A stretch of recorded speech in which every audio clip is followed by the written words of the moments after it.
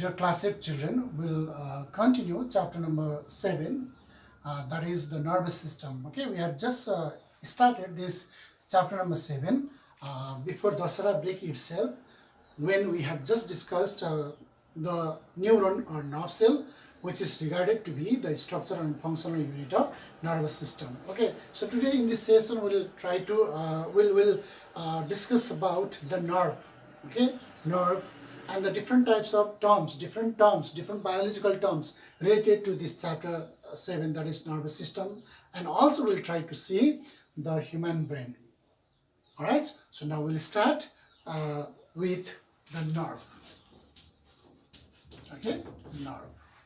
Okay, so this nerve in Nepali is called naso or nasa, and it is a collection of the axon or the nerve fibers, enclosed in a medullary sheath. What is axon? Let me tell you. See, this is the nerve cell. All right. So this is a nerve cell. This is the nerve cell which was discussed in the last session. All right. So this region is called cell body, and this region is called axon. Okay, which is also called nerve fiber. Okay, so when there are a number of axons or nerve fibers collected together and enclosed in a medullary sheath or enclosed in a cover, okay, then they form a nerve. That means nerve is a collection of number of axon or nerve fiber enclosed in a cover or in a medullary sheath. That is nerve.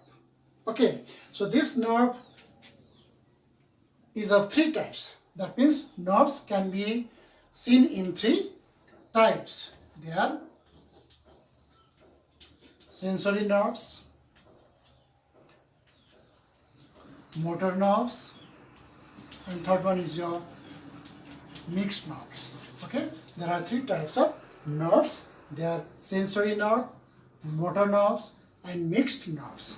Okay, so sensory nerves. So sensory nerves are those nerves which carry the messages. Okay, which carry the messages from the sense organs to the central nervous system. So central nervous system here means your brain and spinal cord. Okay, that is your sensory nerves, which carry the impulses from the sense organs to the central nervous system. Okay, then we have next is your motor nerves. So motor nerves are those nerves which carry the messages from the central nervous system to the effector organs. So effector organs means out here the glands, okay, muscles are the organs which are effector organs. So your motor nerves carry the messages from the brain or the spinal cord or central nervous system to these effector organs, whereas the mixed nerves are those nerves which are formed of both sensory nerves and motor nerves. Okay, that means in the composition of these mixed nerves there are both the types of nerves, that is sensory nerves and motor nerves. Okay, so these are the 3 different kinds of nerves. Some of the biological terms out here related to this chapter. Okay, so before going into the chapter, we need to understand the meaning of these words also, meaning of these terms also. Okay, number 1 we have got stimulus. So stimulus means any change in the environment. Okay, any change in the environment that causes some change in the activity of your body. Okay, so when there is something, when you see something outside, then accordingly you act. Okay, so that means something that is there in the environment and that makes some changes in your activity is your stimulus. Okay, like pinch, like heat, okay, is the example of stimulus. All right, similarly we have response. So next is your response. Response means when you see such changes there in the environment, you know, you'll act something, okay, you'll do something, you'll make some changes in your activity, okay. So that activity, that action which you do against that stimulus is your response, okay. If someone is pinching you, okay, that pinch is the stimulus, whereas you're, scratching on that spot where the, pinching was done, that scratching is your response. If someone is calling you, okay, calling is the stimulus and you're going there is your response, okay. Then impulse means is a wave of electrical disturbance, okay, that travels through the nerve, or the sensation, okay, the sensation after receiving the stimulus, that will be changed once it is received by the, nerve or the nerve cells of that region of that, sense organ. So that will be changed into an electrical wave, or that will be changed into the stimulation which, which passes through the nerve, okay. So that is your impulse. That time it is called impulse, okay. It is a stimulation, okay. It is a, sensation, okay. It is a sensation passing through the nerve. It is your impulse. Then your receptors. So receptors means the, sense organs which receive such, stimuli, okay. The plural form of stimulus is stimuli.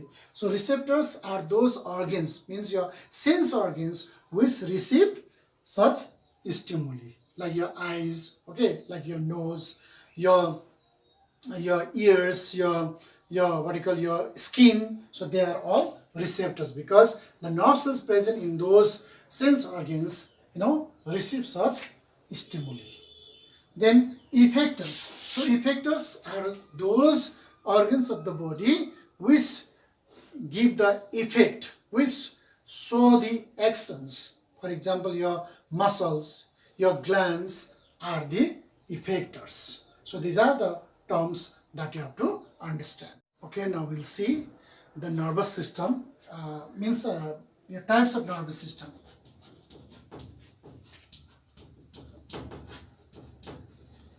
Okay, types of nervous system. So there are three types of nervous system. They are central nervous system,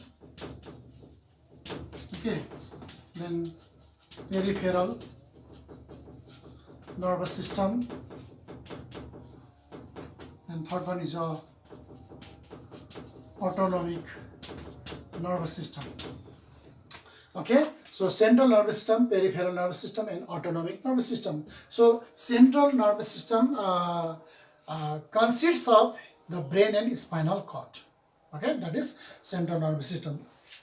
Then peripheral nervous system consists of the nerves passing to and from the central nervous system. Okay, passing to and from the central nervous system. And whereas the third one, that is our autonomic nervous system, consists of a pair of chain of ganglia. Here is a word called ganglia.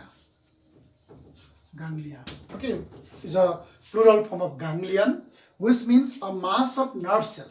A mass of, a mass of nerve cell together when they are, knurled together. So that particular, structure of a mass of, nerve cell is called, ganglia. That means a pair of chain of ganglia and nerves controlling the vital, involuntary activities of the bodies. Okay, involuntary, activities of the internal organs. All right, for example, you see heartbeat.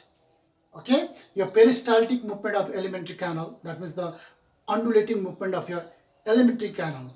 Okay, because of which only the food can pass from through the alimentary canal, from one part of the alimentary canal to the other part of the alimentary canal. So that movement of the alimentary canal is called peristalsis or peristaltic, movement of the alimentary canal. So, and also your respiratory system, movements. So these are all controlled by this autonomic nervous system. So these are the three types of nervous system. We'll see the brain, human brain, okay? Human brain, as I've already drawn out here, the human brain. Alright, so human brain in fact actually is the, in proportion to the size of the human being, or in proportion to the size of the body, the human brain is the largest brain among all other animals. Okay, it weighs about, when you weigh, you find 1.35 kg.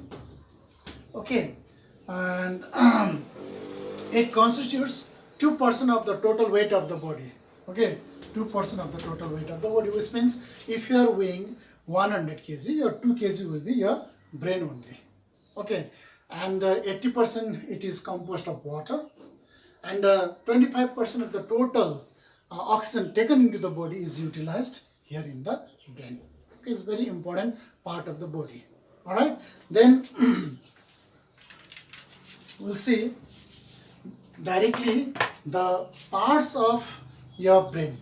Okay, brain has got mainly 3 parts. So if you go into it in detail, you find so many things there. Okay, so your brain is actually enclosed in a brain box called cranium.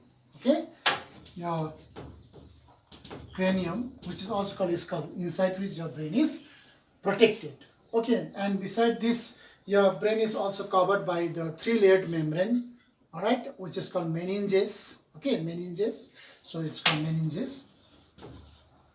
Meninges. So meninges, which means the covering of the brain, where 3 layers are there. First one is, dura mater. Second one is your arachnoid, and third one is pia mater, which is not there in your syllabus. But when you go to the higher class like 10, so there you have to learn about it in detail. Okay, so whatever it is, but the covering of the brain is called meninges. Sometimes what happens is that, your meninges, that your layer, that covering of the brain sometimes get infected. The inflammation of that meninges sometimes take place. So that particular problem is called meningitis. All right, then we'll go now into the brain, or the parts of brain. Parts of brain. So there are mainly 3 parts of the brain. Okay, number 1, cerebrum. This is called your cerebrum. All right, cerebrum. Please see the spelling, C-E-R-E-B-R-U-M, cerebrum. This largest portion from here to here, this big, is your cerebrum. Then second one is your cerebellum, this leafy structure, which you can see there in the book also. It may not be 100% the same as given there in the book, but in some other books you find the brain like this. Second one is your cerebellum. Cerebellum. Okay, and third one is your, here, this one, medulla oblongata. Medulla oblongata. Okay, so these are the 3 main parts of the brain. Beside this, there you find the thalamus, okay, your hypothalamus, pituitary gland, pons varoli are also there, but mainly these 3 parts are the parts of the brain. Okay, so first let us talk about cerebrum. See, this is your cerebrum, the largest part of the brain. Okay, the largest part of the brain is your cerebrum. Okay, this is cerebrum, which is highly convoluted, where you find a lot of folds like that. Okay, folds like convoluted. All right, with lot of ridges here. And this cerebrum has got 2 equal halves, right half and left half. That means there are 2 equal halves, right half and the left half. So each half, here you see only 1 half. Okay, the other side is there. So this, each half is called cerebral hemisphere. See here, cerebral hemisphere. Okay, so internally this cerebral hemisphere, or the cerebrum as a whole, is hollow, is empty, but externally its walls have got 2 regions. Okay, it has got 2 regions, that is cortex region and medulla. Okay, so outer wall of this cerebral hemisphere is called cortex. Then outer and your inner wall of this cerebral hemisphere is called medulla. All right, and this cortex, the outer wall of this cerebral hemisphere or cerebrum, is made up of cell wall, cell body of the neuron. I've already drawn this. This is your neuron. Okay, neuron. This is called cell body. Okay, this region is called cell body. This region is called axon, which I had drawn before also. Before this also. See, this outer part of the cerebrum, which is called cortex, is formed of this region only of the nerves. So there are a number of nerve cells, okay, whose this cell body only will be there to constitute the outer part of this cerebral hemisphere. Okay, and this outer part of this cerebral hemisphere is grayish in color. They are, this is grayish in color. Okay, so that this is also called gray matter. Is also called what? Gray matter. It's also called what? Gray matter. All right. Then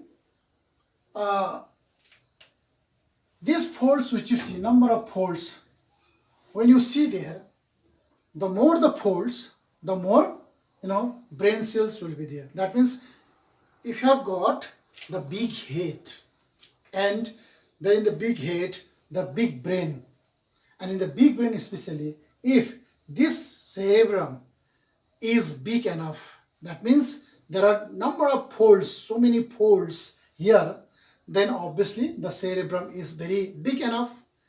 If the cerebrum is big, means there are many brain cells, there are many neurons or nerve cells constituting this cerebrum. So if you have got big cerebrum having number of nerve cells, then you are very much intelligent. That means this is mainly known for the intelligence. Okay, why we are intelligent, and what is the part mainly out in the brain responsible for our intelligence? This is the one. Okay, this is the one. Then internally, that means in the medulla region. Okay, in the medulla region of this cerebral hemisphere is formed of axon. Is formed of what? Axon, which is white in color. White in color, so that it is also called white matter. It's also called what? White matter. Okay, so this is how this your cerebral hemisphere or your cerebrum is composed. And the function, what is the function of this cerebral hemisphere? Your cerebrum, what is the function?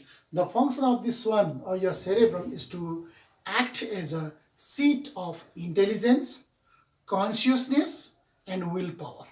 Okay, you are intelligent is all because of the cerebrum. Your willpower is very strong. That's controlled by your cerebrum. That means the function of this cerebrum is to act as a seat or is a place of intelligence, consciousness, and willpower. Okay, so that is very important. Next is your cerebellum. Here you see, just below this cerebrum, okay, just below the cerebrum at the base, we have a leafy structure. We have a leafy structure and a very small region called cerebellum. This small leafy structure which you see just below the cerebrum is called cerebellum. C-E-R-E-B-E-L-L-U-M, cerebellum. Okay, it is very small, so that it is also called little brain. Remember, the cerebellum is also called little brain. Little brain. Okay, so it also consists of both gray matter and white matter. Just now we discussed. Okay, so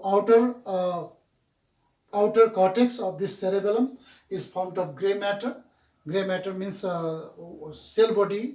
Okay, cell body of the neuron is grayish in color, which is in the cortex of this one, and internally it is something like a branching tree where you find the axon. Okay, so that's the structure of the cerebellum. And function, what does it do? Why do we need? The function of the cerebellum is to maintain the balance of the body. I'm just standing here. You perhaps sitting quietly somewhere and watching this video. So that's a balance. So this balance is maintained by cerebellum. Beside this, this cerebellum also coordinates the muscular activities of the body.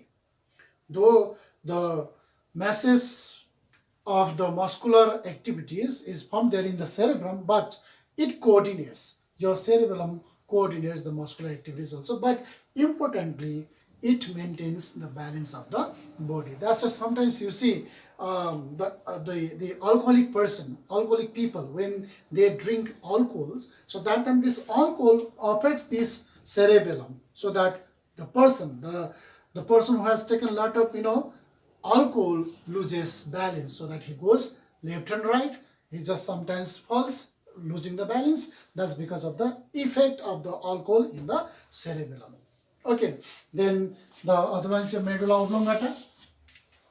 Medulla oblongata, that's the lowermost part of the brain. Lowermost part of the brain. Okay, below the skull, there you find medulla oblongata. That continues with the spinal cord here. This is spinal cord which you see.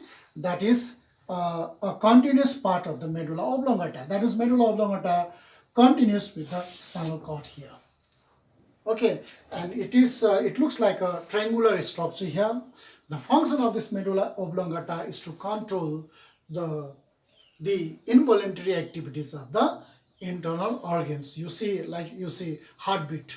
Okay, heartbeat, as I told you, respiratory movements, peristaltic movement of the alimentary canal. So these are all controlled by this medulla oblongata. Okay, then we have got here hypothalamus. These are the mainly three parts of the brain. Beside this, you find even hypothalamus here. Okay, thalamus here.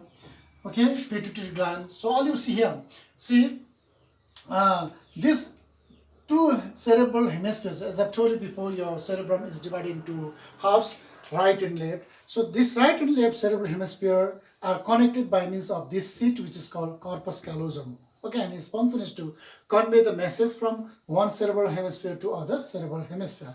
Just below that, there you find the thalamus here. Okay, so this thalamus is the part of the brain which actually supports the your motor and language system, the movement of the body and what you speak. Okay, so these are controlled by the thalamus. So that sometimes if this thalamus is damaged, then person or the people will go to permanent coma. Okay, you will be just simply respiring, no movement, no talking. So that will be seen. Then another one is a hypothalamus. Just below the thalamus there is hypothalamus, whose function is to coordinate or link the nervous system with your hormone system or your endocrine system. Okay, and pituitary gland, which you see outer, though it does not have that much role to play here in the nervous system, but this pituitary gland which you see outer is a gland that secretes hormone, which you have discussed in the previous chapter also. Okay, so that's all about your your brain. Okay, today we'll do only this much. Please draw this diagram and try to understand it. Thank you very much.